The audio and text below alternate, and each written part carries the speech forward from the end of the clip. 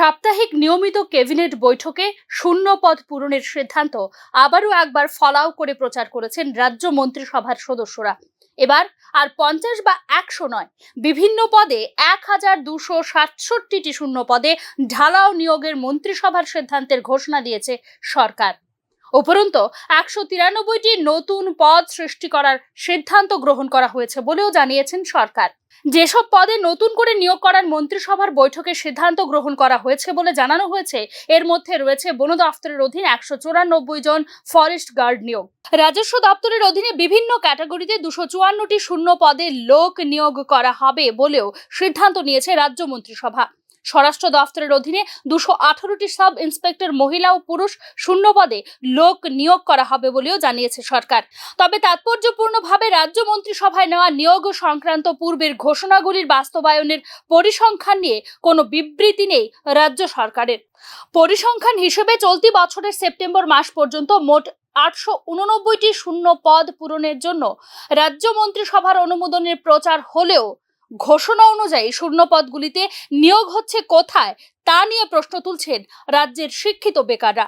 প্রতি সপ্তাহে ক্যাবিনেটের বৈঠকে শূন্য পদ পূরণের অনুমোদন মিললেও সিংহভাগ ক্ষেত্রে রাজ্য অর্থ দপ্তর থেকে সেই সব শূন্য পদ নিয়োগের অনুমোদন কেন মিলছে না তা নিয়ে কিন্তু কোনো স্পষ্টীকরণ নেই রাজ্য সরকারের। মন্ত্রিসভায় শূন্য পদ পূরণ এবং নতুন পদ সৃষ্টির অনুমোদন একটি নিয়মিত প্রক্রিয়া বলে মনে করেন তথ্যবিজ্ঞ মহল। তাৎপর্যপূর্ণভাবেই মন্ত্রিসভার সর্বশেষ সিদ্ধান্ত অনুসারে 112টি পদ পুনঃসৃষ্টির ঘোষণা দিয়েছে রাজ্য সরকার। শিক্ষা দপ্তরে এই পদগুলি পুনরায় সৃষ্টির কারণ কি, কবে নাগাদ পূরণ হবে পদগুলি, কি কারণেই বা ওই পদগুলি বাতিল করা হয়েছিল তারও কোনো স্পষ্টীকরণ নেই রাজ্য সরকারের কাছে। স্বাভাবিক কারণেই নিয়োগকে উৎস রেখে পদ সৃষ্টি এবং পুনঃসৃষ্টির এই খেলায় আর বিশেষ উৎসাহিত নন রাজ্যের শিক্ষিত বেকাররা। 2022 সালে ত্রিপুরা বিধানসভায় 33টি শূন্য পদ পূরণের ঘোষণা সম্প্রতি বাতিল করে দেয়া। ত্রিপুরা ইনস্টিটিউট অফ টেকনোলজিতে অধ্যাপক নিয়োগের প্রক্রিয়া মাঝপথে বাতিল করে দেওয়া, পরীক্ষার ফিস কাগজপত্র জমা রেখেও খাদ্য পরিদর্শকের শূন্য পদ পূরণের প্রক্রিয়া টিপিএসসি কর্তৃক আচমকা বাতিল করে দেওয়া ইত্যাদি ঘটনাগুলির রেশ এখনো কাটিয়ে উঠতে পারছে না শিক্ষিত বেকাররা। তার উপর এক কদম এগিয়ে শারদীয় দুর্গোৎসবের প্রাক লগ্নে 10,000 শূন্য পদ পূরণের জাতীয় পর্যায়ে সংবাদ মাধ্যমে রাজ্য সরকারের প্রচার হাসির খোরাক হয়ে আছে রাজ্যের শিক্ষিত বেকারদের কাছে। আরক্ষা দপ্তর, অগ্নি নির্বাপক দপ্তর, স্বাস্থ্য দপ্তর ইত্যাদি দপ্তরগুলিতে ইন্টারভিউ হয়ে যাবার বছর গড়িয়ে গেলেও কেন এখনো পর্যন্ত বেকারদের হাতে নিয়োগপত্র তুলে দিতে পারছে না রাজ্য সরকার তা নিয়ে নিত্যদিন বিক্ষোভ প্রদর্শন করছেন সংশ্লিষ্ট বেকাররা।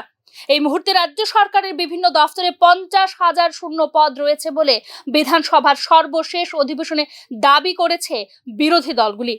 বিরোধী দলের এই দাবিকে মান্যতা না দিলেও রাজ্যের বিভিন্ন দপ্তরে 20,000-এর উপর শূন্য পদ রয়েছে বলে বিধানসভার সর্বশেষ অধিবেশনে জানিয়েছিল রাজ্য সরকার। সার্বিক পরিস্থিতিতে শূন্য পদ পূরণের ঢালাও প্রচারের ঘোষণা বাস্তবের সঙ্গে কোনো মিল নেই কেন তা নিয়ে প্রশ্ন তুলছেন রাজ্যের শিক্ষিত বেকাররা। এক্ষেত্রে শুধুমাত্র নিয়োগের ঘোষণা বা প্রচারই নয়, আক্ষরিক অর্থেই শূন্য পদ পূরণের জন্য রাজ্য সরকারের দৃষ্টি আকর্ষণ করেছেন শিক্ষিত বেকাররা। ব্যুরো রিপোর্ট, নিউজ নাও।